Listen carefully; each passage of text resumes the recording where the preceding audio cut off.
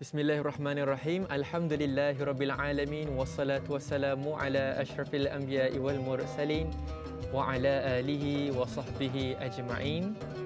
Qala rabbi shrah li sadri wa yassir li amri wahlul 'uqdatam min lisani yafqahu qawli waj'al li waziran min ahli. Amin amin Allahumma ya amin.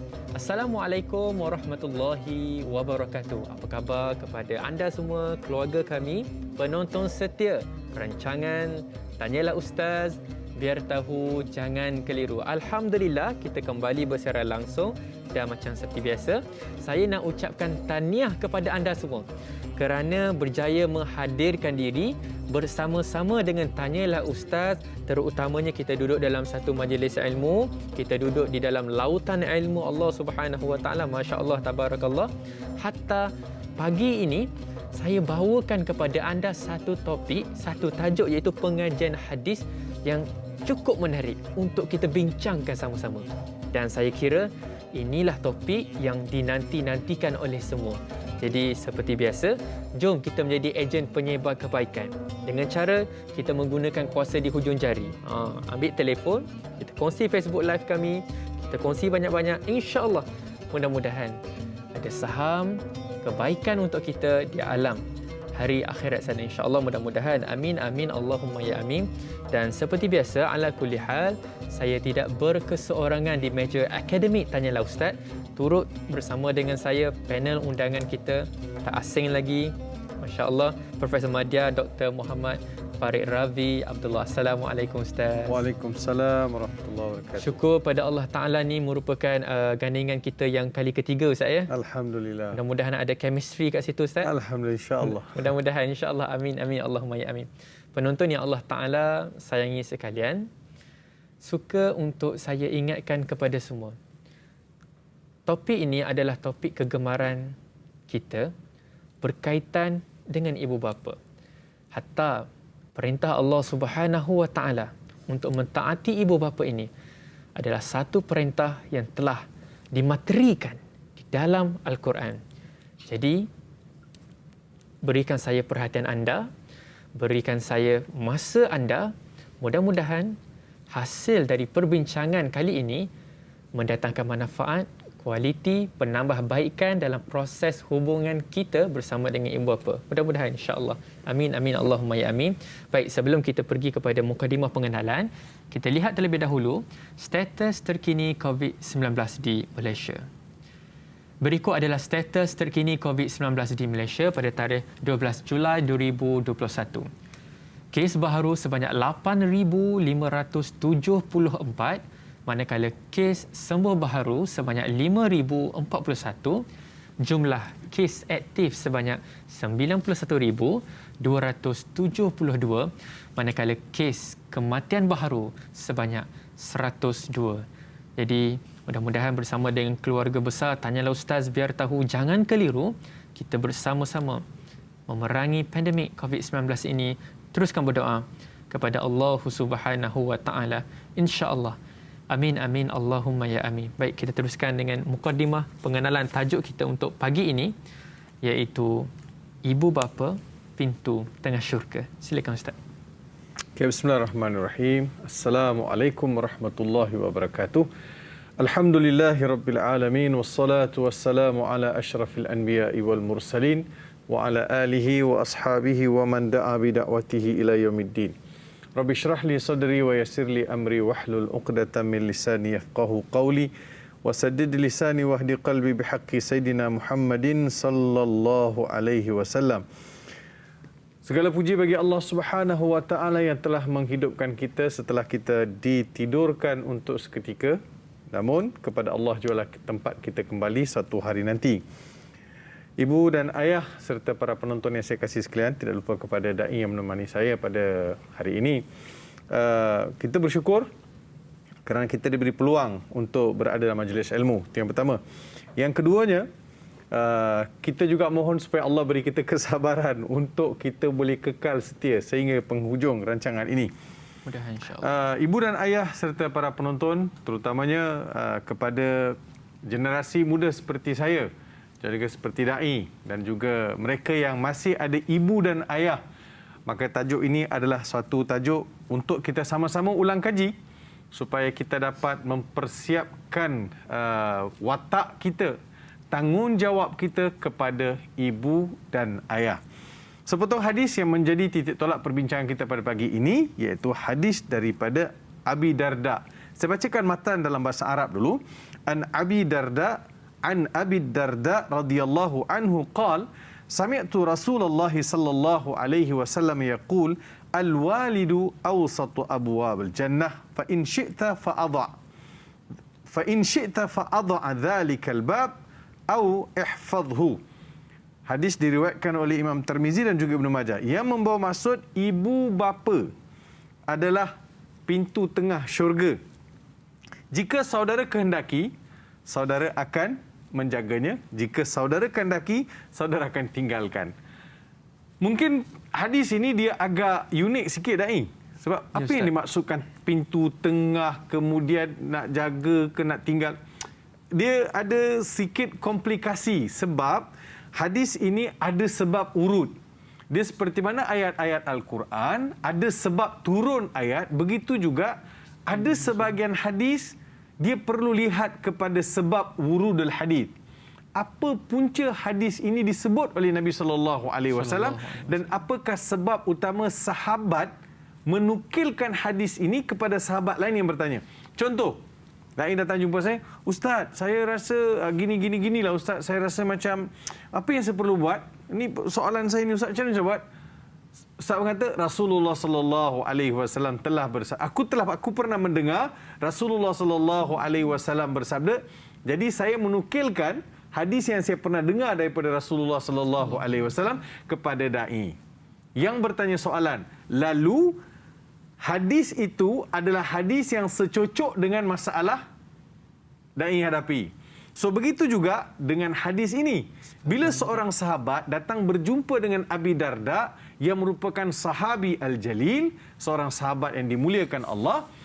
Jadi bila seorang sahabat datang jumpa Abi Darda, dia bertanya soalan kepada Abi Darda. Apa soalan dia? Dia kata gini. Ada dua bentuk sirah, ada dua bentuk cerita. Satu mak, satu ayah. Ada riwayat kata mak yang menyuruh, ada riwayat kata ayah yang menyuruh. Menyuruh apa? Sahabat ni berkata kepada Abi Darda, wahai Abi Darda, bersama aku ayah aku. Ayah aku bersama aku, duduk dengan aku lah. Dia tak berkenan dengan isteri aku, wahai Abu Darda. Maksudnya, dia meminta aku supaya aku ceraikan isteri aku. Apa yang aku perlu buat? Tanya sahabat ini kepada Abi Darda. Lalu Abi Darda bawa hadis ini. Saudara, ingatlah ibu bapa adalah pintu syurga. Kalau engkau nak taati, taati dengan betul. Kalau engkau tak nak pun, kau tak nak tolak dengan cara yang betul. So, dia beritahu bahawa rentetan daripada permasalahan yang dihadapi dalam rumah tangga sahabat itu, dijadikan ini sebagai salah satu petunjuk dalam mendepani permasalahan yang berlaku di antara sahabat itu dengan isteri dia. Pernah juga perkara yang sama berlaku dalam riwayat-riwayat yang lain. Maksudnya ada juga sahabat-sahabat lain yang berhadapan dengan masalah yang sama. Contoh, ibu dia tak suka dengan isteri dia. Lalu dia minta kepada anak dia, aku tak suka dengan isteri kau ni, kau ceraikan dia, kau lepaskan dia. Lalu sahabat ini besok pergi jumpa Rasulullah sallallahu alaihi wasallam, mengadu pada Rasulullah. Rasulullah kata, tak perlulah kau taat. Tak perlulah kau patuh. Tak ada juga keadaan Rasulullah sebut, patuhlah kepada ibu kau. Tetapi Da'i, dia adalah case by case. Betul kan? Betul. Riwayat hadis ini tidak boleh jadikan umum. Maksudnya, bila sahabat ni pergi mengadu pada Rasulullah, isteri dia ada masalah ataupun dia beritahu ibu dia tidak berkenan dengan isteri dia. Lalu beritahu pada Rasulullah sallallahu alaihi wasallam. Dan isteri dan Rasulullah sallallahu alaihi wasallam beri panduan bahawa engkau taatlah ibu engkau dengan melepaskan isteri engkau tersebut. Jadi maksudnya di situ Rasulullah sallallahu alaihi wasallam, ya, baginda ni ilmu luas juga. Ilmu luas, baginda Rasulullah ilmu luas. Dan mustahil sahabat itu memberitahu satu perkara yang dia sendiri tak nak settle. Itu yang kedua. Yang ketiga, bahawa perkara yang berlaku itu betul-betul suatu keadaan yang perlukan kepada penyelesaian. Maksudnya penyelesaiannya adalah dengan berpisah. Dia mesti case by case. Dia tidak boleh melihat, oh Rasulullah ada hadis di situ beritahu bahawa siapa-siapa yang tak bila ibu dan ayah, mana-mana ibu ataupun ayah lah kata, ibu atau ayah tidak berkenan dengan isteri saya, maka saya boleh lepaskan isteri saya. Katakan mak saya kata, Farid, aku tak berkenan dengan isteri kau lah. Ataupun besok pula ayah kata, aku pun tak berkenan dengan isteri kau. Jadi kalau macam tu, ramai je yang mak mentua, bapa mentua tak berkenan dengan menantu. Ramailah pula yang kalau macam tu saya ikutlah Rasulullah kata, kalau mak tak suka, ayah tak suka. Dia tak boleh diumumkan. Dia mesti case by case. Case by case. Jadi maksudnya, mentaati ibu bapa. Itu topik kita. Mentaati ibu bapa. Sebab mereka adalah pintu syurga. Ada di sana hadis yang lain. An Abi Hurairah radhiyallahu anhu qala Rasulullah sallallahu alaihi wasallam raghima anfu rajulin adraka abawahu wa lam yudkhilahu al-jannah. Ada riwayat yang sebut raghima anfuhu. Qila man ya Rasulullah? Qal man adraka walidayhi 'inda al-kibari ahaduhuma aw kilayhima lam yudkhilhul jannah. Yang bermaksud, Abu Hurairah radhiyallahu anhu meriwayatkan sepotong hadis daripada Rasulullah sallallahu alaihi wasallam. Baginda bersabda, kecelakaanlah bagi seseorang. Jadi sahabat bertanya, siapa tu Rasulullah? Siapa tu yang ditimpa kecelakaan? Mereka yang dikurniakan bertemu dengan ibu bapa, diberi peluang bertemu dengan ibu bapa, tapi diberi pertemuan bertemu dengan ibu bapa ketika umur mereka sudah lanjut. Tetapi pertemuan itu tidak membawa lelaki itu ke dalam syurga. Hadis diriwayatkan oleh Imam Muslim. Saudara, begini. Kita ada ibu ataupun bapa di rumah, ataupun kedua-dua mereka. Jadi kedua-dua mereka ini adalah tiket masuk syurga. Tiket to enter the heaven, kata orang kampung saya.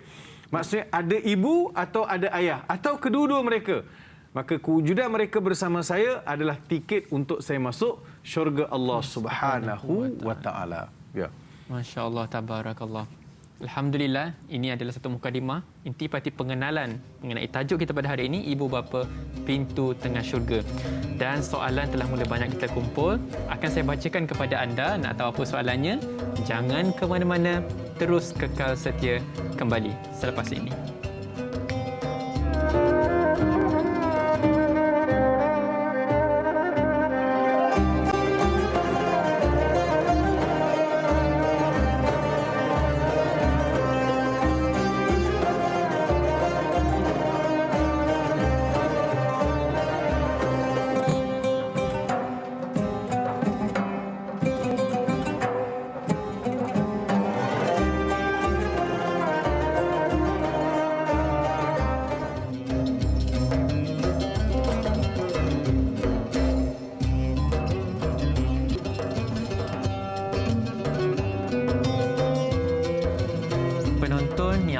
Subhanahu wa ta'ala kasihi sekalian.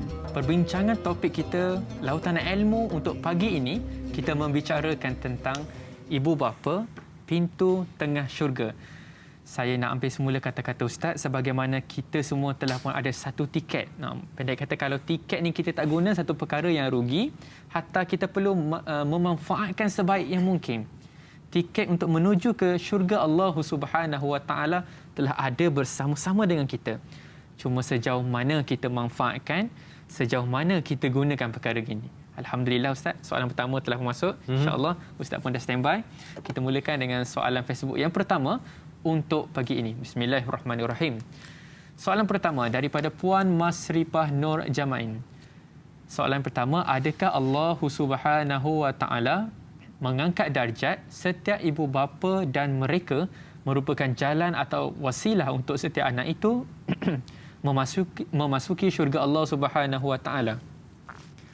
Adakah syarat untuk ke syurga bagi setiap anak-anak itu ialah wajib untuk berbakti dan mentaati kedua ibu bapanya? Itu adalah soalan yang pertama. Yang kedua, adakah ibu bapa mertua, ibu angkat dan ibu tiri sama tarafnya, levelnya seperti mana ibu bapa kandung sebagai pintu tengah syurga yang wajib untuk anak-anak hormati? Satu soalan yang sangat bagus dan berkualiti sebagai pemula bagi kita. InsyaAllah. Silakan Ustaz. Ya, terima kasih. Persoalan yang pertama berkaitan dengan adakah Allah mengangkat darjat menjadi wasilah seseorang untuk dengan mentaati ibu bapa sebagai laluan ke syurga. Jawapannya betul. Hadis yang kita bincangkan pada pagi ini juga menjurus ke arah seseorang itu akan masuk syurga dengan mentaati kedua ibu bapa. Dia ada di sana riwayat lain, biar banyak mana seseorang itu solat, biar banyak mana seseorang itu puasa, biar banyak mana sekalipun seseorang itu bersedekah, biar sebanyak mana sekali orang itu menunaikan haji dan umrah, tapi semua itu Tuhan tak lihat kalau dia derhaka pada kedua ibu bapa dia. Biar banyak sekali amalan dia, banyak betul kebajikan dia, tapi disebabkan dia derhaka kepada ibu bapa, semua itu Tuhan tak tengok. Allah tak tengok semua itu. Dan dia akan tergolong-golongan rugilah. Satu. Jadi, dalam hadis yang kedua saya bacakan, raghima anfu rajulin adraka abawahu wa lam yudkhilahul jannah, pun sama juga. Peluang bertemu dengan ibu bapa adalah peluang keemasan untuk seseorang itu masuk ke syurga Allah Subhanahu wa taala. Kita juga dibekalkan dengan ayat yang selalu kita dengar daripada surah Al-Isra ayat 23. Wa qadha rabbuka alla ta'budu illa iyyahu wa bil walidaini ihsana imma yablughanna 'indaka al-kibara aw ahaduhuma aw kilahuma fala taqul lahumā uffin wa la tanharhumā wa qul lahumā qawlan karīmā wakhfid lahumā janāha adh-dhulli minar rahmah wa qur rabbirhamhumā kamā rabbayānī saghīrā. Ayat daripada surah Isra 23-24 harus kita baca dan kita rujuk, ibu ayah dan juga anak-anak sekalian ataupun sahabat-sahabat saya kasih sekalian, sebagai satu perintah Tuhan supaya tidak ada di antara kita yang mengabaikan tanggungjawab terhadap ibu bapa. Kita nak syurga kan? Jadi jangan abaikan tanggungjawab. Bila salah Allah perintahkan begini, wa qadha rabbuka alla ta'budu illa iyyahu wa bil walidaini ihsana. Allah telah buat satu ketetapan, satu keputusan bahawa pertama sekali Allah tak terima amalan kita bila kita syirikkan Allah. Maksudnya kita kena beribadat kepada Allah, kita kena taat kepada Allah. Sejurus daripada itu berbuat baik kepada ibu bapa.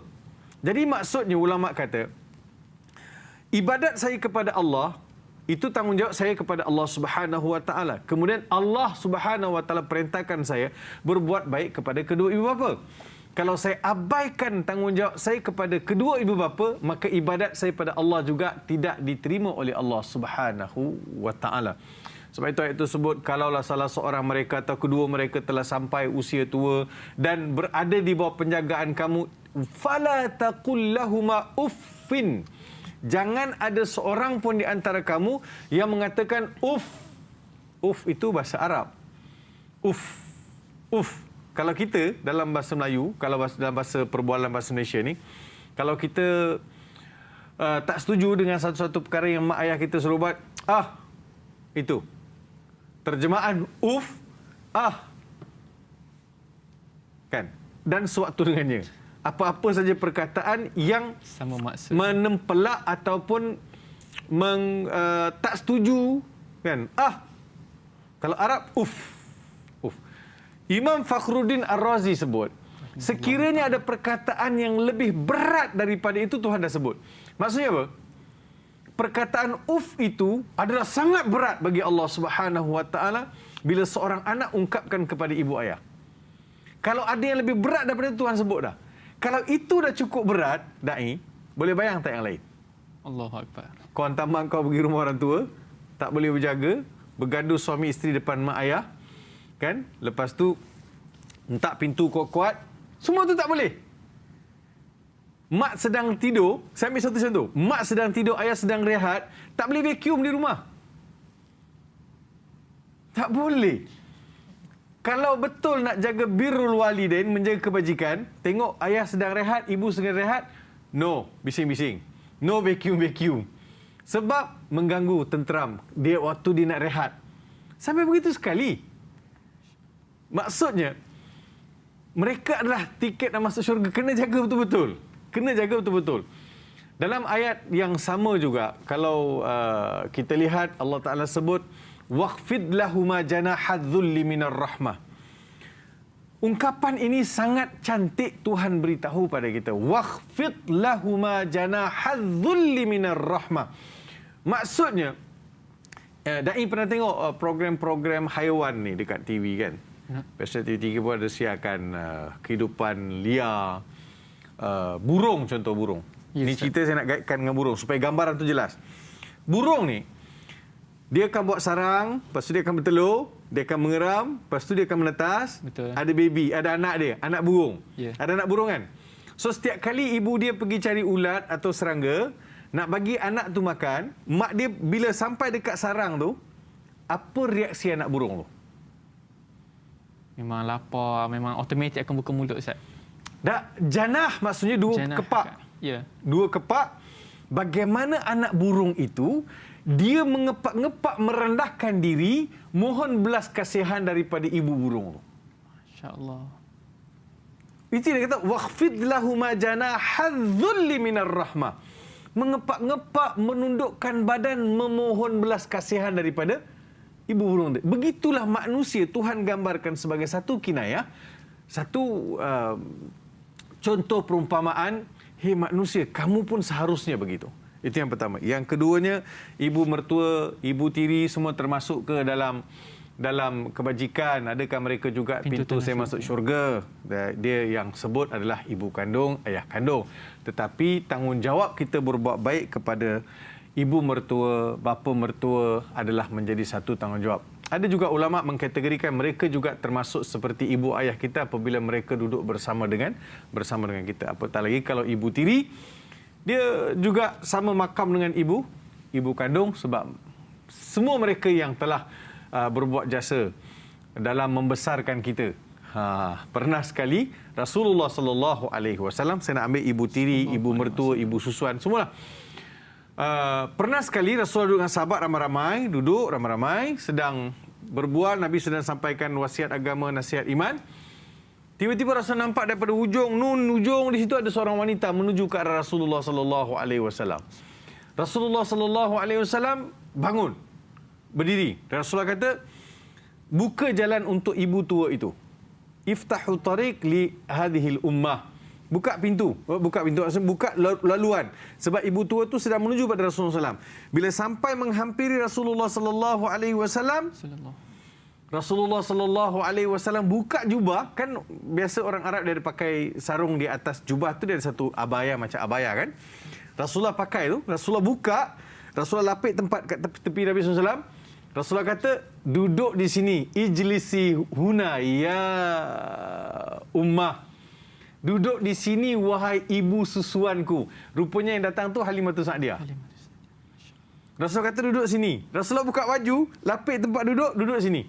Ulama kata, kalau begitulah layanan Rasulullah sallallahu alaihi wasallam terhadap ibu susuan, boleh saudara bayangkan bagaimana Rasulullah layan Masya-Allah, ibu kandung. Ini menggambarkan etika adab dengan ibu bapa yang telah Nabi sallallahu alaihi wasallam tunjukkan kepada kita, begitu tinggi, maha hebat. Mudah-mudahan kisah yang pertama ini menjadi pengajaran dan ikutan buat semua. Hadirin, hadamkan ilmu, kita berjeda seketika.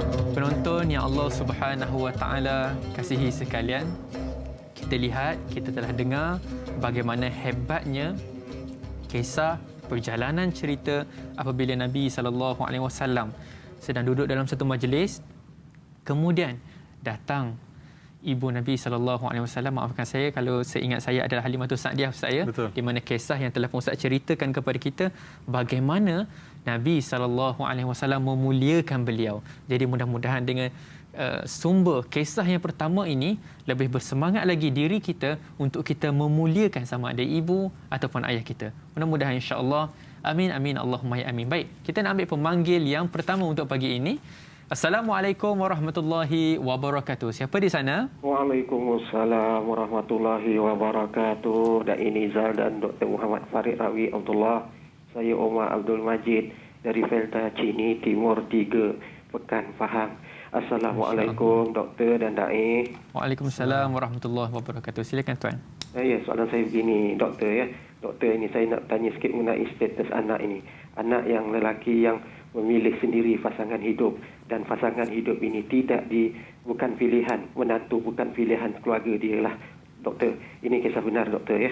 Jadi apabila menantu bukan pilihan ini, bila si suami anak yang membawa balik isteri ke rumah dan tidak diterima oleh ibunya sendiri kerana ibunya menganggap itu sebagai najis, dan setiap tapak kaki yang dipijak atas rumah itu dibasuh kerana dianggap sebagai najis yang balik. Jadi kerana antara dua darjat inilah apabila berpanjangan, Doktor, berlarutan, si menantu ini, dan menantu ini perempuan ya, Doktor ya. Jadi tekanan terlalu hebat kepada beliau kerana tidak diterima oleh keluarga mertua dia. Dia mengambil keputusan yang pertimbangan, orang kata hilang pertimbangan akal kerana dia dah tekanan terlalu hebat dalam hidup dia dan mengambil keputusan yang singkat untuk membunuh diri, Doktor. Jadi persoalan saya, Doktor, kerana kasih yang tak ada tolak banding kepada isteri, si anak ini tetap terus hingga kan berlaku perkara yang begini rupa ni, Doktor. Jadi saya nak tanya, apakah si anak lelaki ini menerhaka ataupun bagaimana status anak ini kerana mempertahankan rumah tangganya sehingga perkara yang tak diingini macam ini berlaku. Jadi itu soalan saya, Doktor dan Dai. Terima kasih banyak, Doktor dan Dai. Assalamualaikum. Waalaikumsalam warahmatullahi wabarakatuh. Masya Allah, ini merupakan satu kita kira sebagai anekdot, perkara yang realiti berlaku di luar sana. Satu pengajaran Ustaz nak cari pasangan, Ustaz. Masya Allah, kena cari yang sesuai. Okey, di mana kita kira sebagai pasangan yang dicari itu tak berkenan dengan ibu ataupun bapanya. Jadi macam mana Ustaz huraian daripada rentetan cerita ini? Adakah anak itu mempertahankan rumah tangganya dan adakah dikira sebagai derhaka kepada ibu bapanya? Ya, terima kasih kepada Haji Omar. Kalau benarlah apa yang berlaku ini seperti mana disebut oleh Haji Omar sebagai satu kisah benar, benda realiti yang pernah berlaku, maka saya tidak boleh nak menghukum mana-mana pihak.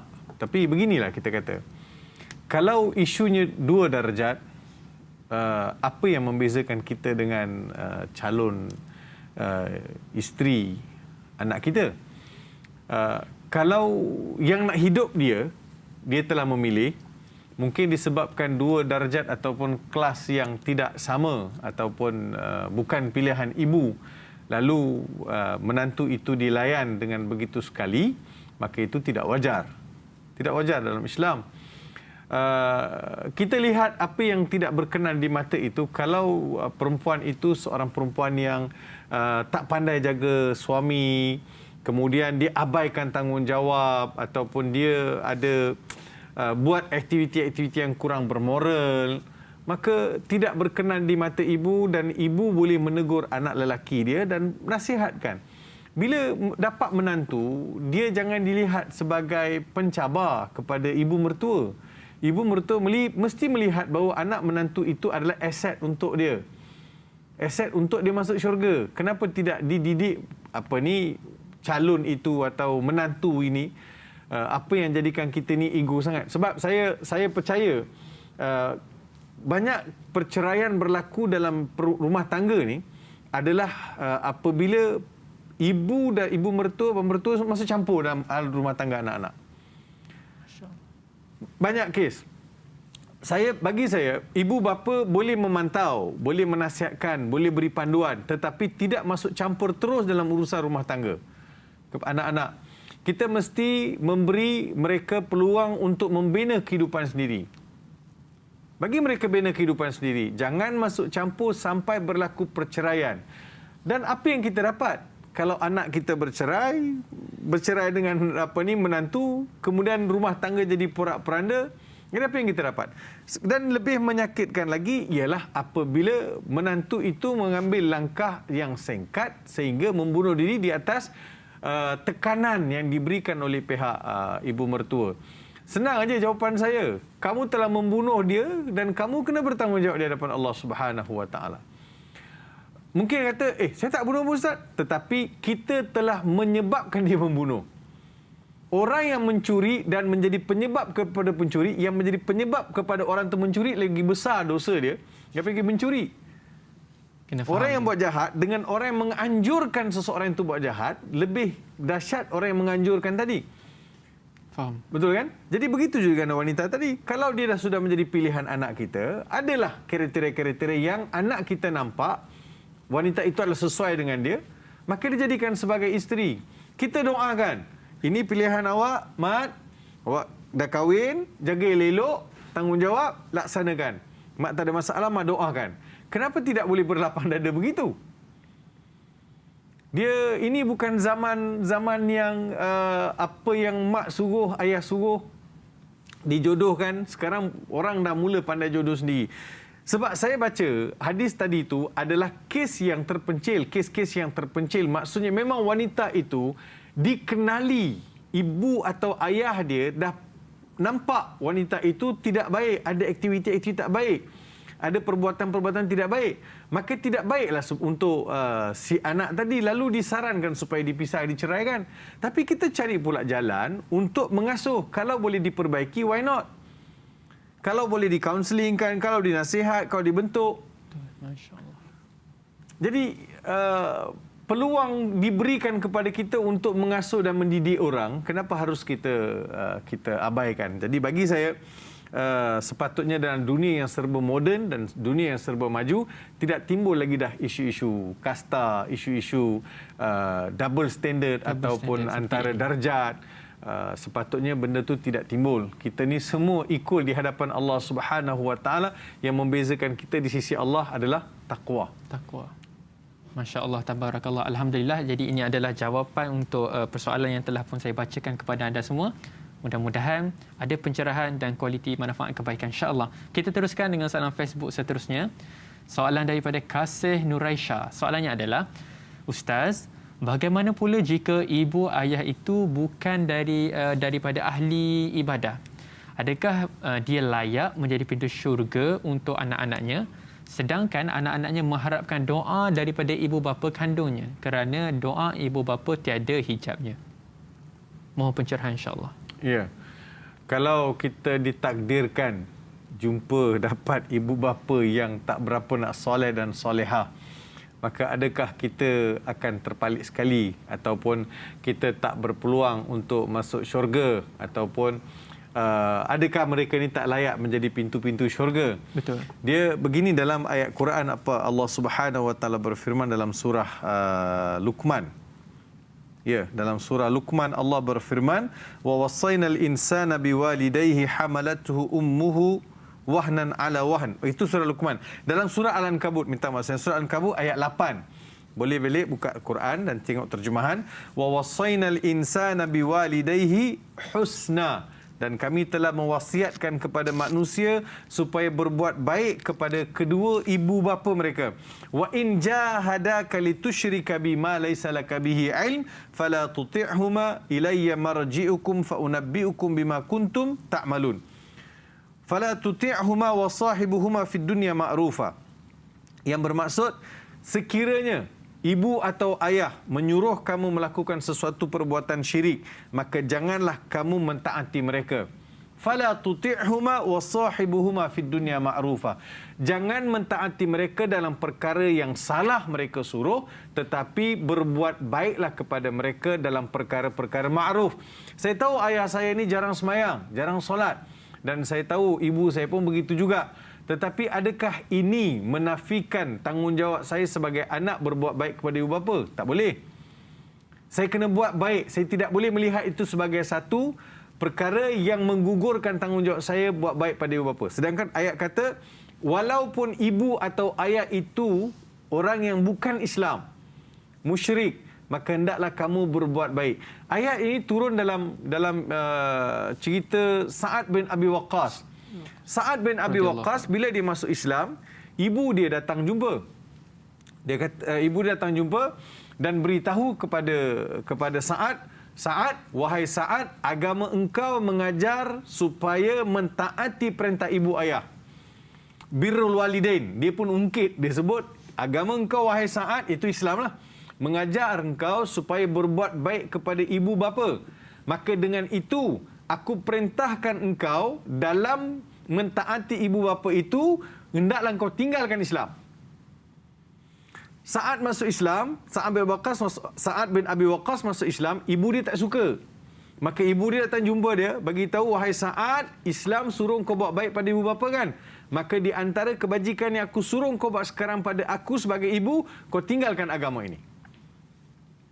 Selagi mana kau tak tinggalkan agama ini, wahai Sa'ad, selagi itulah aku tidak akan makan dan tidak minum. Ibu dia berpuasa, tak nak makan, tak nak minum.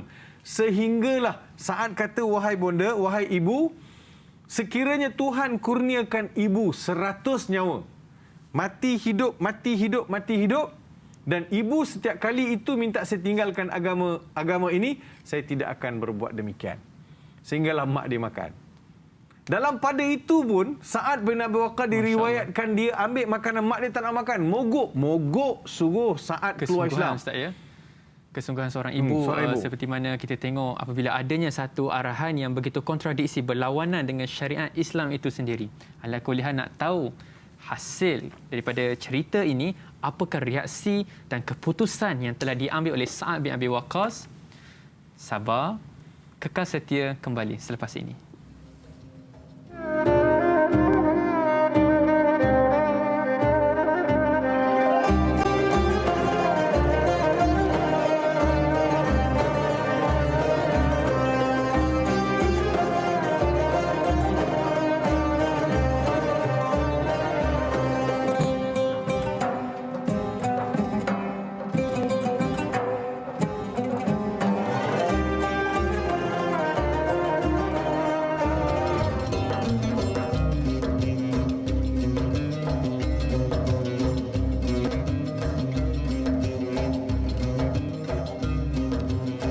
Yang saya kasihi sekalian, tahniah saya ucapkan sekali lagi kerana berjaya bersama-sama dengan kami dalam Tanyalah Ustaz, biar tahu, jangan keliru. Masya Allah, kita masih lagi dalam kemuncak sebuah cerita di mana seorang ibu meminta kepada anaknya, iaitu Sa'ad bin Abi Waqqas, untuk meninggalkan agamanya demi mentaati perintah ibu. Kemuncak cerita ini, Masya Allah. Kita teruskan kembali bersama dengan panel kita, insyaAllah. Silakan Ustaz. Terima kasih Da'i Nizal. Kepada para penonton, kisah itu kita rujuk sebagai langkah motivasi atau beri satu peringatan pada kita. Sekiranya ada ibu bapa yang tak solat, ibu bapa yang tak berapa nak patuh perintah Allah, macam mana reaksi saya dengan mereka? Adakah saya nak abaikan tanggungjawab terhadap mereka? Tidak boleh. Mereka tetap ibu, mereka tetap ayah kita. Tetap kita kena buat kebajikan kepada mereka. Walaupun mereka tak berapa semayang, walaupun mereka tidak berapa nak solat, tapi tanggungjawab saya sebagai seorang anak kepada ibu dan ayah saya kena buat juga macam mana sekalipun. Itu tanggungjawab perintah. Mudah-mudahan dengan berbuat demikian, mana tahu satu hari nanti mereka terbuka hati untuk menjadi lebih baik, terbuka hati untuk menjadi lebih soleh. Jadi jadilah ejen-ejen pengubah. Mudah-mudahan mereka juga dapat cambahan hidayah daripada kesedaran yang ada pada kita. Okey, silakan. Mudah-mudahan insya-Allah, amin amin Allahumma ya amin. Penonton yang Allah Taala sayangi, kasihi sekalian. Jadi ini adalah perbincangan demi perbincangan mengenai ibu bapa pintu tengah syurga. Baik, kita teruskan dengan soalan yang seterusnya insya-Allah, iaitu soalan Facebook daripada Rahimah Saud. Soalannya adalah, sekiranya ibu bapa mempunyai 5 orang anak dan mereka membeza-bezakan kasih sayang kepada anak-anak mereka.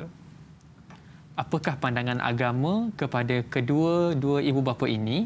Kerana besar kemungkinan di kalangan anak-anak ini akan ada yang terasa hati ataupun kita katakan merajuk dengan tindakan mereka.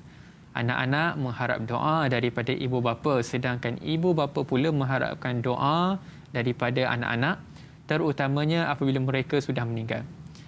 Doa siapakah yang Islam pandang tinggi antara kedua-duanya? Masya Allah, ini adalah 2 soalan yang sangat berkualiti untuk pagi ini. Kita katakan bagaimana pandangan Islam mengenai ibu bapa yang membeza-bezakan anak sehingga ada di kalangan anak itu yang terasa hati dan sebagainya, dan perbezaan di antara doa anak dan juga ibu bapa, Ustaz. Silakan. Ya. Pertama sekali adalah ditegar dalam Islam kasih sayang terhadap anak-anak dibeza-bezakan. Seorang ni kita bagi lebih, seorang kita bagi kurang. Seorang tu kita peluk, kita cium, seorang tu kita buat tak tahu. Seorang tu kita dakap selalu, seorang tu kita selalu herdik. Jadi ini akan menimbulkan kesan yang mendalam dalam jiwa anak-anak.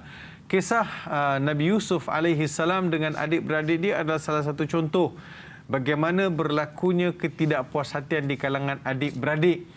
Apabila Nabi Yusuf, anak yang kecil itu, yang comel, dapat perhatian lebih daripada ibu dan ayah, sehingga menimbulkan ketidakselesaan di kalangan adik-beradik buat tindakan campak Nabi Yusuf AS dalam telaga. Jadi kita tidak mahu keadaan itu berlaku dalam rumah kita. Dan nampaknya kesan itu sampai anak itu besar. Nampak ada anak yang dilebihkan, ada anak dikurangkan. Ini tidak boleh. Anak-anak itu mesti layan secara equal sebab mereka datang daripada ibu ayah, daripada perut yang sama. Oleh demikian, tanggungjawab kita sebagai ibu dan ayah mencurahkan kasih sayang yang sama. Kalau ialah kita ada anak sekolah menengah, ada anak di universiti, ada anak di sekolah menengah, ada anak di sekolah rendah. Pastinya anak di sekolah rendah, kalau kita pergi belanja satu hari, pergi sekolah pagi RM2 atau sekolah agama RM2, katakan satu hari RM5. Anak yang pergi sekolah menengah, beza belanja dia. Anak yang di universiti, beza belanja dia. Anak yang sekolah rendah lagi, mungkin perhatian dia berbeza dengan yang kedua, yang ketiga. Tetapi ini bukan bermaksud membeza-bezakan mereka dari sudut kasih sayang. Dia nampak sangat kadang-kadang. Nampak sangat perwatakan ibu ayah yang melebihkan anak-anak tertentu. Sehingga yang lain terasa hati. Sampai ketua dia bawa. Sampai ketua. Mak kan lebihkan dia, mak pergi duduk dengan dia lah. Mak kan lebihkan dia dari dulu sekarang. Kan mak kan bagi harta pun lebih pada dia. Semua ini adalah Islam tidak galakkan ataupun lebih kepada untuk menjaga keharmonian dalam kehidupan anak beranak. Maka hendaklah dielakkan perkara-perkara sedemikian. Maka ibu bapa kena ada skill. Kena ada skill bagaimana nak menguruskan kasih sayang anak-anak. Biar nampak sama rata dan tidak ada perbezaan supaya tidak berlaku pertelengkahan. Dia akan ada perasaan dengki-mendengki. Secara tidak langsung perkara itu akan membawa kesan dalam kehidupan mereka sampai ke tua, dan dalam kehidupan mereka akan bawa watak-watak yang tidak cantik. Itu yang pertama. Yang keduanya, doa ibu bapa. Macam mana nak didoakan ibu bapa? Mana lebih penting? Doa anak-anak pada ibu bapa atau doa ibu bapa penting pada anak-anak? Kedua-dua doa ni penting. Tapi yang paling mustahak doa ibu bapa kepada anak-anak masih hidup, dan doa anak-anak kepada ibu bapa setelah ibu bapa meninggal. Idza mata ibnu Adam inqata amaluhu illa min thalathin. Setiap anak Adam bila meninggal terputus segala amalan dia melainkan 3 perkara. Anak yang soleh, ilmu yang diajar, kemudian ilmu itu berkembang, disampaikan kepada orang lain, maka itu termasuk dalam amal jariah. Yang keduanya adalah sedekah jariah. Yang ketiganya adalah anak yang soleh mendoakan ibu dan ayah. So, ibu dan ayah menantikan doa daripada anak-anak yang soleh. Jadi, itu selepas ibu ayah dah meninggal, maka doa anak ini adalah menjadi bekalan utama mereka dalam alam barzakh. Manakala ibu bapa pula masa anak-anak ini masih hidup, mereka hendaklah mendoakan anak-anak ini.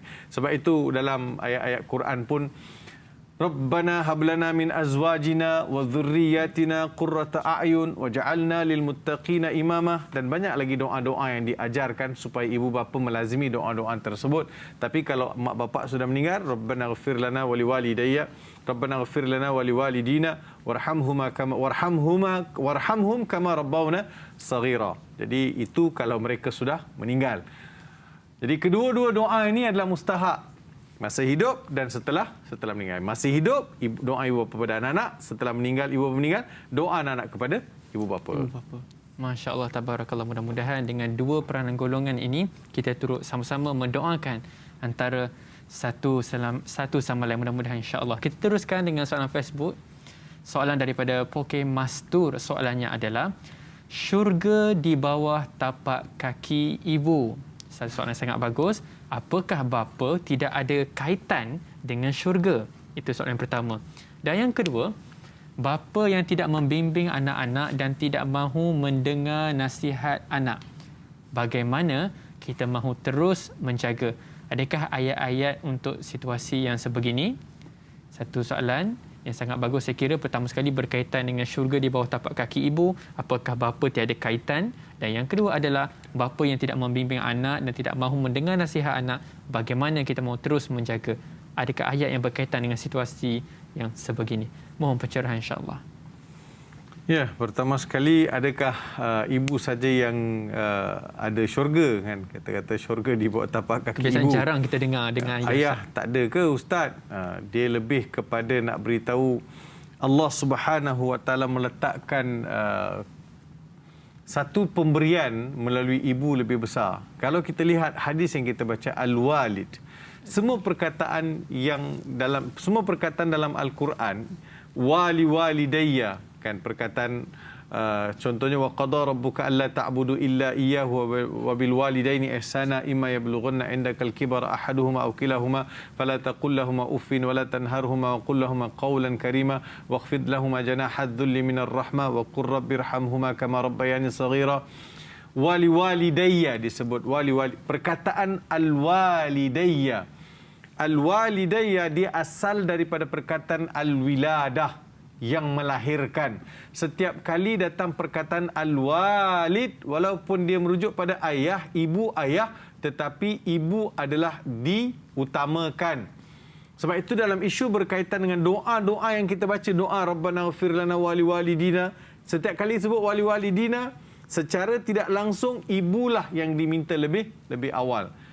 Cuma kita dalam translation bahasa Melayu, bahasa perkataan wali walidayya, ibu bapa dalam bahasa Arab ni, kita akan sebut wali walidayya, ibu bapa. Ada juga abawayya, bapa ibu. Tapi kita translatekan sebagai ibu bapa juga. Dalam Al-Quran ada dua perkataan, al-walidayya dengan abawai. Al-walidayya ibu bapa, al-abawai bapa ibu. Kenapa pula ustaz bapa ibu tak kena dengan terjemahan tu? Kita terjemahan tak kena, tapi bahasa Arab dia ada uslub dia sendiri. Kalau ayatnya berbunyi walidai, ibulah didahulukan. Kalau abawai, maka ayahlah yang didahulukan. Al-Quran dalam membincangkan kebajikan ibu bapa, maka ibu datang dulu. Ibu datang dulu. Ayah datang kemudian. Kenapa ustaz? Ayah ini biasa disebut dalam Al-Quran ialah bila nak mewarisi harta pusaka. Ayah datang dulu. Mewarisi tahta, ayah datang dulu. Bukan ibu. Tapi dalam bentuk kebajikan, semuanya ibu. Kan sahabat tanya pada Rasulullah sallallahu alaihi wasallam, antara ibu dengan ayah siapa yang harus aku buat kebaikan wahai Rasulullah?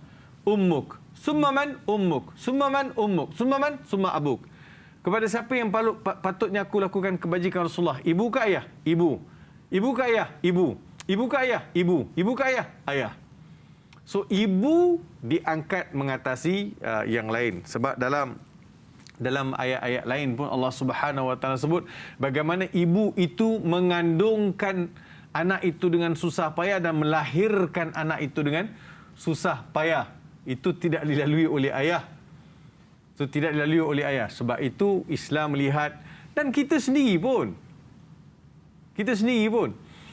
ibu waktu yang kita habis banyak dengan ibu lebih berbanding dengan ayah.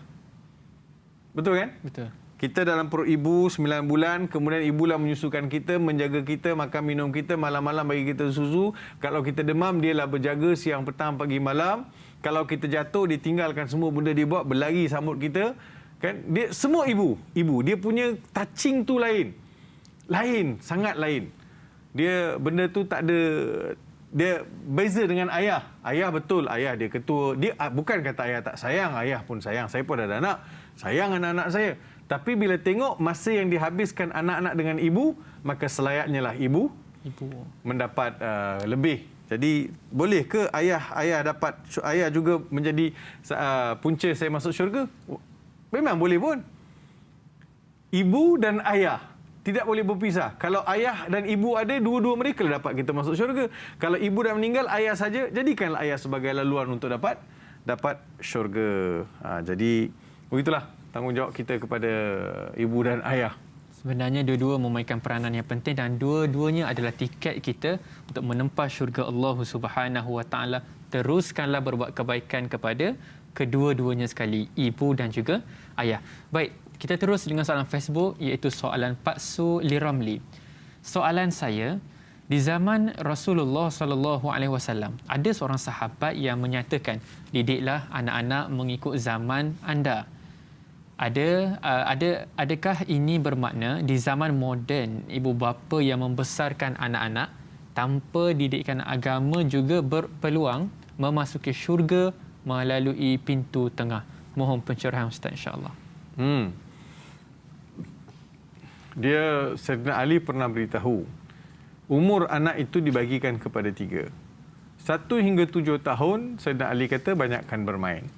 Kemudian 7 hingga 14 tahun, banyak ajakkan mereka adab tata susila. Daripada 14 ke 21 tahun, jadikan mereka sebagai teman, sahabat. Pembahagian 3 peringkat umur anak, 1. Yang keduanya, ibu bapa yang mengabaikan tanggungjawab dalam mendidik anak-anak, terutamanya persoalan-persoalan berkaitan dengan agama. Dalam dunia yang serba moden ini, manusia dia tidak akan mencapai kemuncak kebahagiaan hidup, kesempurnaan hidup kalau ditinggalkan agama. Kita lihat bagaimana Rasulullah sallallahu alaihi wasallam pesan kepada ibu bapa, wahai ayah, wahai ibu, dengar. Nabi sebut kullu ibnu Adam, Nabi SAW sebut bahawa kullu mauludin yuladu 'alal fitrah. Setiap anak Adam itu lahir ke atas permukaan bumi ini dalam keadaan suci bersih. Fa abawahu yuhawwidanihi aw yunassiranihi aw yumajjisani. Fa abawahu. Perhatikan kalimah fa abawahu. Maka ibu bapa dia lah. Tapi kalau translation secara literal, bapa ibulah. Sebab bapa yang mencorakkan rumah tangga tu. Fa abawahu yuhawwidanihi aw yunassiranihi aw yumajjisani. Maka ibu bapalah yang membentuk dia. Dalam ibu bapa tu dalam kurungan, bapa lebih dititik beratkan, lebih besar peranan dan tanggungjawab. Dialah yang menjadikan anak itu sama ada Yahudi, Majusi ataupun Nasrani. Mungkin ada yang tanya, Ustaz, tak ada pula sebut menjadikan Islam. Jadi Yahudi, Nasrani, Majusi. Jadikan Islam tak ada ke? Memang tak sebut dalam hadis tu sebab anak-anak itu lahir dalam keadaan memang ada Islam. Dalam keadaan suci bersih, dalam keadaan fitrah. Maka ibu bapa yang mencorakkan mereka. Jadi kalau ibu bapa melihat ini sebagai satu amanah yang besar, maka hendaklah mereka memberi perhatian kepada pendidikan agama kepada anak-anak. Kalau tidak, kita akan kehilangan masa depan anak-anak yang lebih seimbang. Saya tidak pasti sejauh mana kita punya kesungguhan untuk mendidik generasi yang akan datang berdasarkan kepada ajaran agama. Agama Islam ini dia bukan sekadar solat Jumaat, bukan sekadar solat fardu, bukan sekadar puasa, tetapi dia adalah membentuk kepribadian secara keseluruhan. Maka ibu bapalah yang bertanggungjawab membentuk mereka menjadi anak-anak yang soleh dan solehah. Ya. Mudah-mudahan insya-Allah kita bersama-sama memainkan peranan dan juga ibu bapa juga perlu memainkan peranan dan memastikan institusi kekeluargaan kita dalam keadaan yang sejahtera insya-Allah. Amin amin Allahumma ya amin. Penonton yang saya kasihi sekalian, kita nak melabuhkan tirai di TV3 dan kita ada siaran tambahan selama 30 minit di TV9. Terus kekal setia dan banyak lagi soalan menarik menanti anda kembali selepas ini.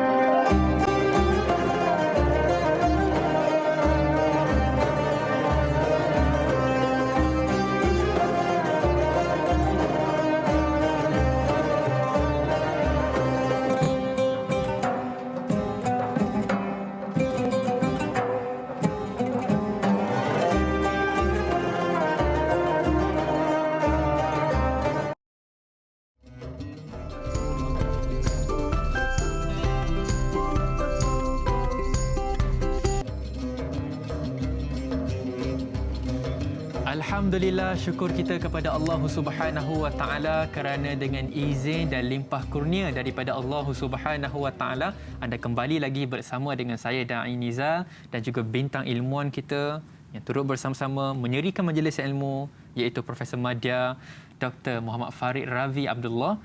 Kita membicarakan mengenai topik ibu bapa pintu tengah syurga bersandarkan kepada satu hadis Nabi sallallahu alaihi wasallam. Maka intipati pengajaran yang dapat kita belajar di sini adalah ibu dan juga bapa, kedua-duanya ini adalah saya kira sebagai kunci untuk menuju kepada syurga Allah Subhanahu wa taala. Apabila dibicarakan mengenai kebajikan, maka kita nampak kepada si ibu. Akan tetapi tampuk kita katakan pemerintahan, kepimpinan itu ada di tangan si ayah. Dua-duanya memainkan peranan yang penting kepada kita insya-Allah. Baik, kita teruskan dengan soalan Facebook untuk siaran kali ini. Soalan daripada Anna Karnina. Soalannya adalah, adakah di zaman teknologi sekarang ini ramai anak-anak menjadi tuan kepada ibu bapa sendiri sehingga kan ada yang mengabaikan kasih sayang kepada ibu bapa mereka dengan tingkah laku dan memaksa melakukan setiap keinginan anak-anak? Adakah dianugerahkan syurga buat anak-anak yang berbakti kepada ibu bapa dengan mendapat kenikmatan di dunia lagi, dengan kenikmatan kesenangan dan dilimpahkan rezeki yang berpanjangan? Saya kira dua soalan ini ada dua soalan yang sangat bagus. Saya ulang. Pertama sekali adalah, zaman teknologi, zaman yang begitu moden ini, ramai anak-anak yang menjadi tuan kepada ibu bapa. Itu soalan yang pertama. Soalan yang kedua, untuk anak yang berbakti kepada ibu bapa, adakah anak ini akan dikurniakan rezeki, nikmat, ganjaran di atas muka bumi lagi? Dua soalan yang kita nantikan jawapannya. Mohon pencerahan insya-Allah. Terima kasih kepada soalan Anna Karnina. Terima kasih kepada Da'i Nizar dan juga para penonton yang saya kasih sekalian. Pertama sekali, anak-anak menjadi tuan di akhir zaman. Betul, di antara tanda-tanda hari kiamat, anak-anak akan menjadi tuan kepada ibu bapa. Anak-anak akan menjadi tuan. Kan dalam hadis bila Jibril alaihi salam datang jumpa Nabi sallallahu alaihi wasallam dalam rupa seorang lelaki, Jibril duduk di hadapan Nabi, kemudian mengenakan dua lutut Jibril pada lutut Nabi, letakkan dua tangan Jibril di atas paha Nabi. Jibril tanya, apa dia Islam wahai Rasulullah? Apa dia Islam wahai Muhammad? Apa dia iman wahai Muhammad? Apa dia ihsan wahai Muhammad? Apa dia tanda-tanda kiamat?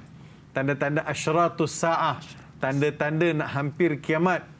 Tanda-tanda nak hampir kiamat ialah, di antaranya ialah anak-anak itu menjadi tuan kepada ibu dan ayah.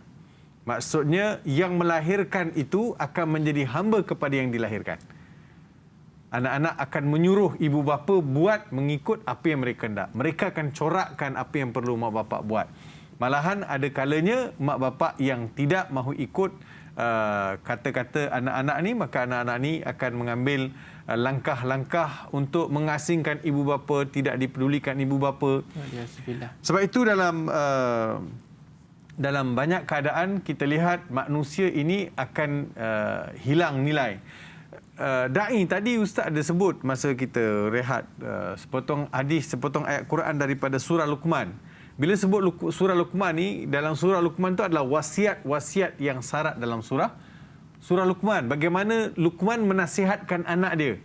So, saya sebagai ayah, saya mesti melihat nasihat Luqman itu adalah nasihat yang valid, yang saya sebagai seorang ayah, saya mesti ambil nasihat itu sebagai panduan untuk anak-anak saya.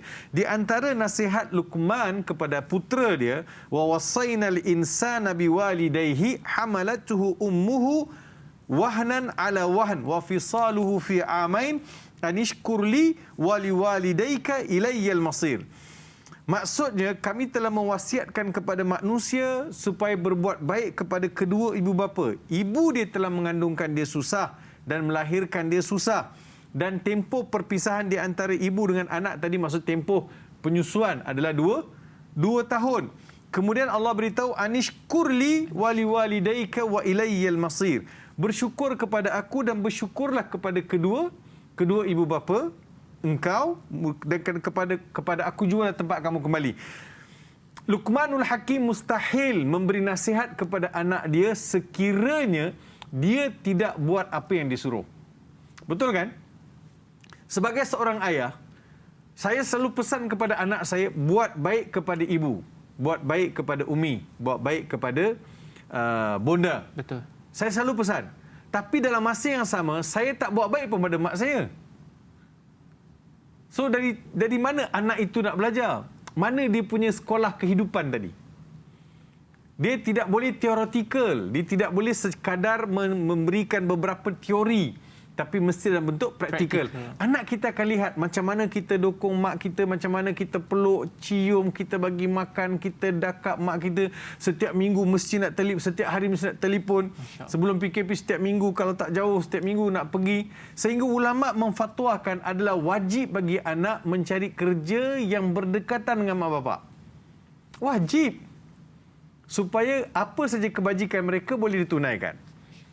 So, itu di antara panduan yang diberikan. Kemudian juga, kalau kita menjaga mak bapak ni, betul lah syurga kelak da'i kan. Ya, syurga kita akan dapat. Tapi kalau tak dapat, maksudnya itu syurga di akhirat, tapi di dunia akan dapat apa lagi? Rezeki dimurahkan oleh Allah Subhanahu Wa Taala. Sebab ada hadis Nabi SAW, mohon kepada Allah, bumi ini diturunkan hujan kerana ada kanak-kanak bayi yang masih menyusu, tumbuh-tumbuhan yang sedang melata, binatang berkaki 4 dan wanita-wanita tua ataupun ibu ayah yang sudah tua.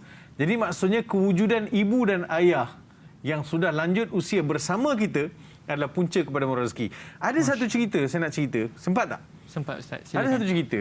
Seorang lelaki ini kisah benar. Seorang lelaki ini, dia telah berkahwin. Isteri dia tak berapa berkenan dengan mak mertua dia yang duduk sekali. Selalu beletih kat rumah. Beritahu, lelaki ini seorang businessman, berjaya. Rezeki melimpah-limpah. Kan? Bila isteri selalu beletih, mak awak ni siapa nak jaga, awak ada duit hantarlah ke rumah orang tua, biarlah kat situ ada orang jaga. Ada aktiviti kat sini, I pun sibuk dengan aktiviti kemasyarakatan dia, NGO kan. Sibuk dengan NGO, mak kat rumah tak jaga. Sibuk dengan NGO dia kata tak bolehlah jaga. Setiap hari dia jadikan itu sebagai wirid. Jadi suami jadi stres, dia hantarlah mak dia pergi rumah orang tua. Once dia hantar mak dia pergi rumah pusat penjagaan orang tua, mulai situlah bermulanya segala macam masalah dalam perniagaan dia.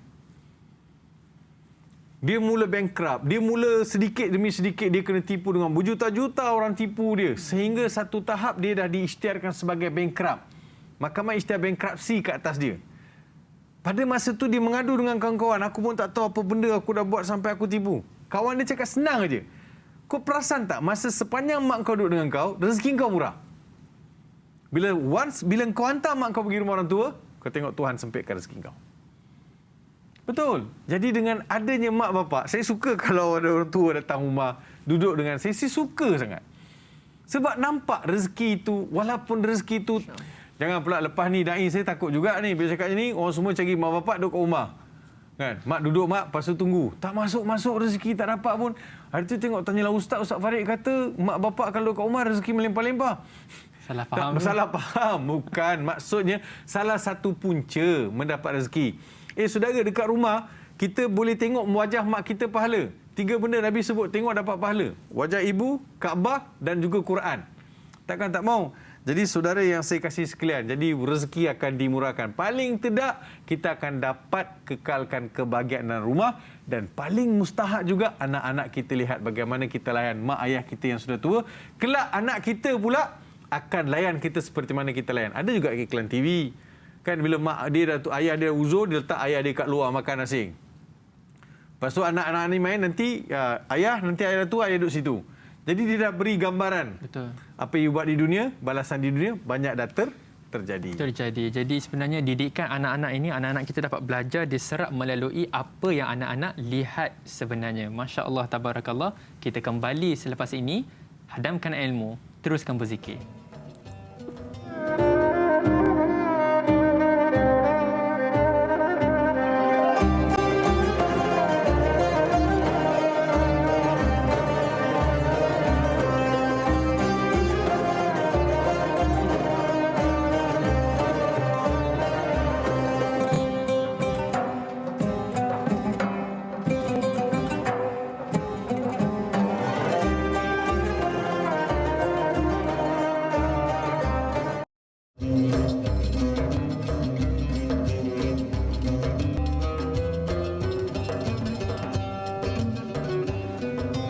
Penonton setia rancangan Tanyalah Ustaz, biar tahu jangan keliru.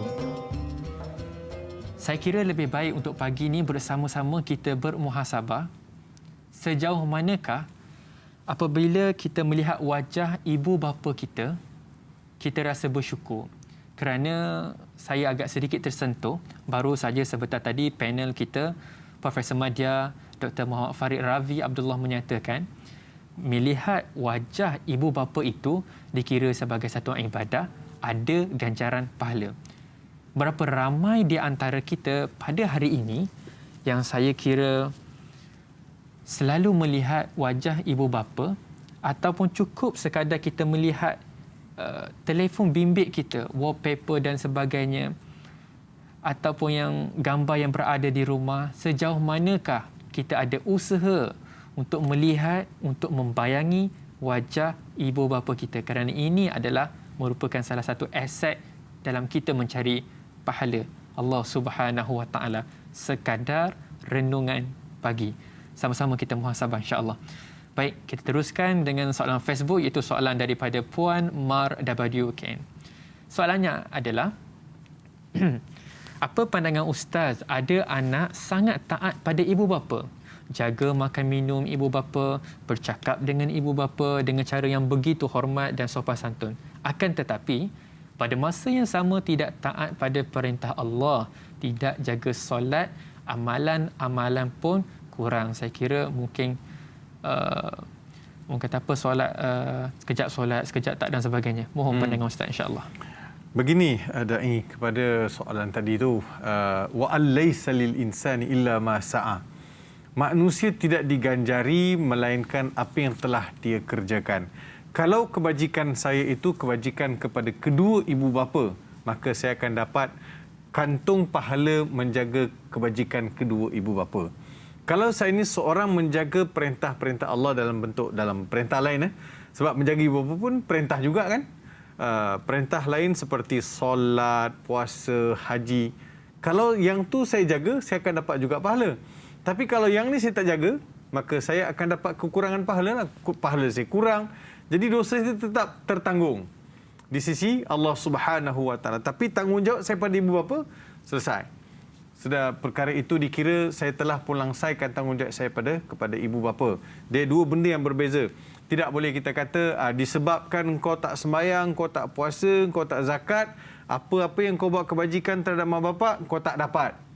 Tak boleh begitu. Sebab dia adalah perbuatan perintah yang berasingan. Sama juga orang puasa, ulama bincang, orang puasa tapi dia tak solat. Adakah solat dia sah ataupun tidak?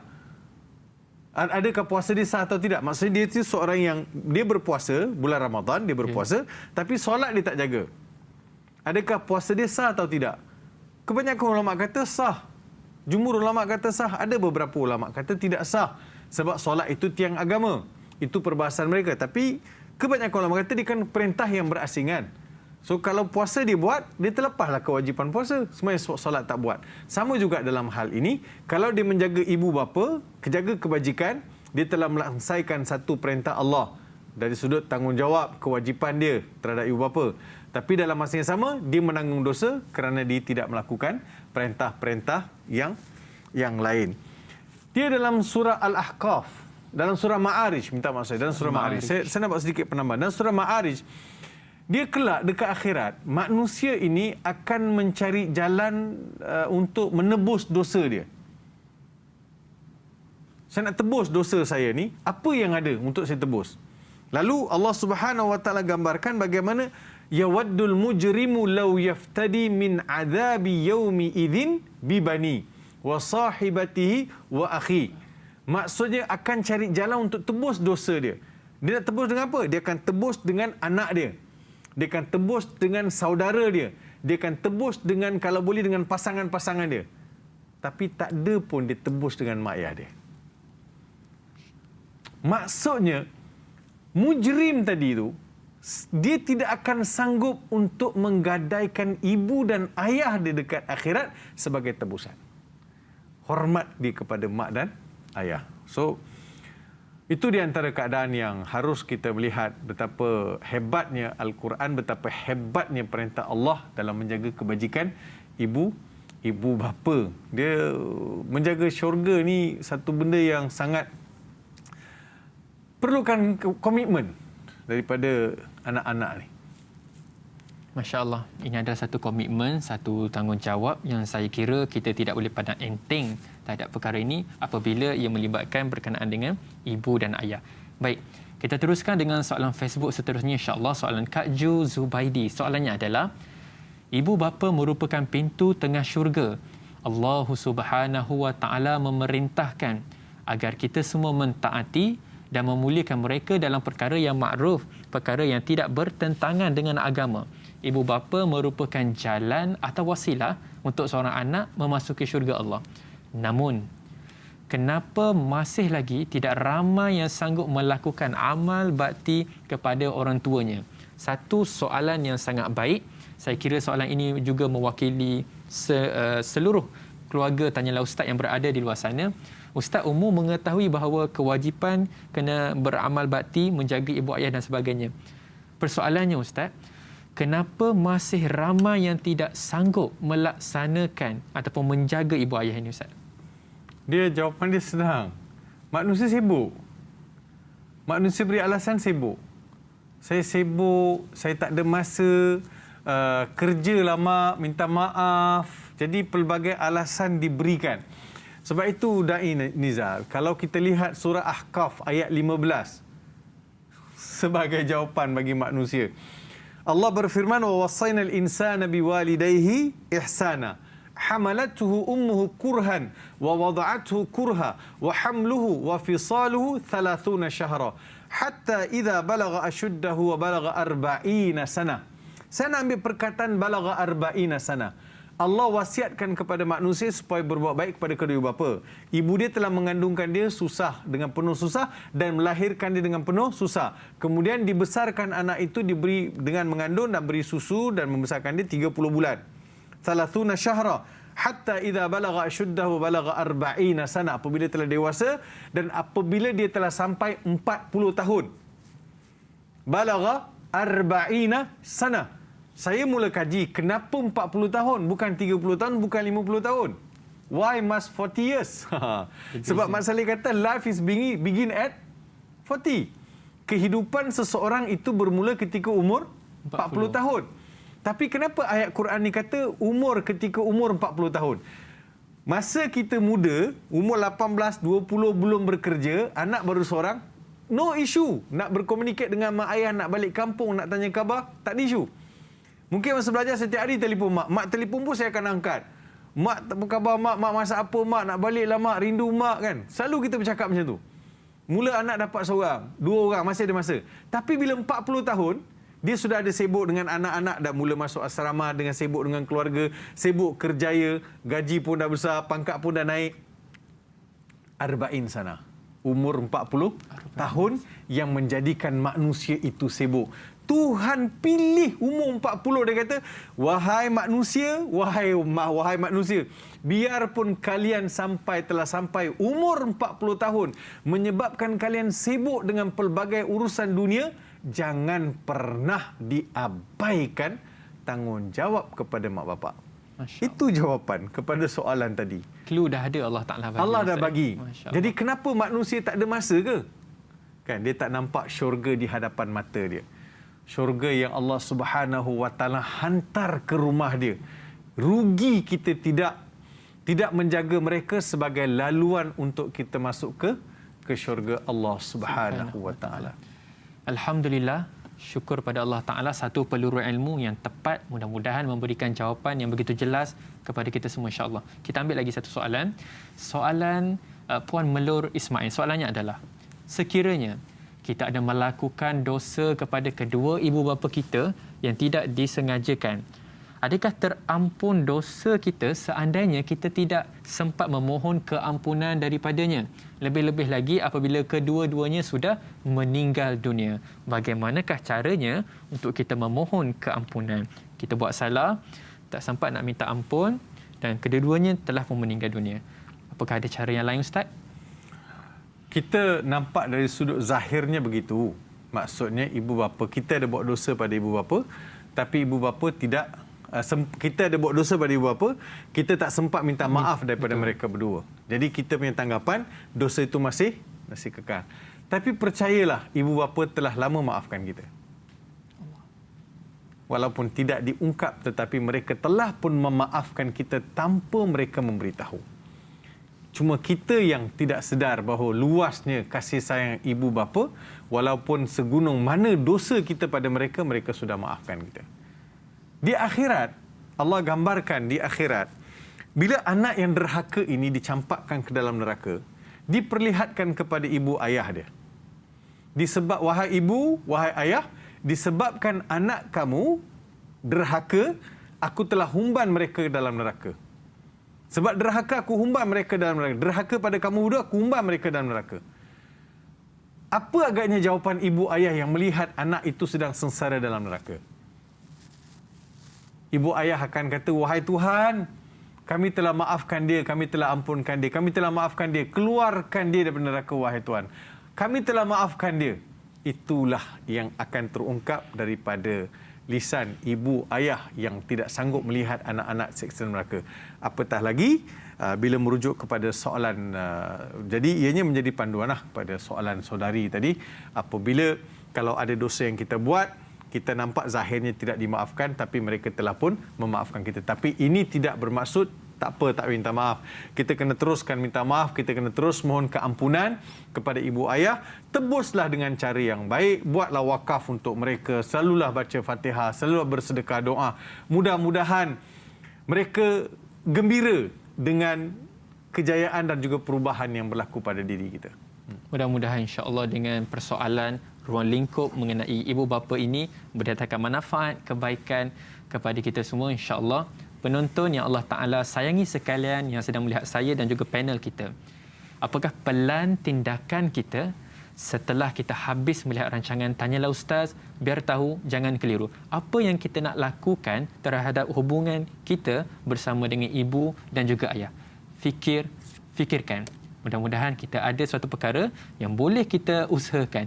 Ini adalah usaha, ini adalah nilai. Mudah-mudahan Allah Ta'ala memberi nilai pahala, insya-Allah. Amin, amin, Allahumma ya amin. Ustaz, kita telah berada di penghujung rancangan. Kita mohon Ustaz untuk menutup tirai majlis ilmu kita dengan doa yang ringkas, insya-Allah.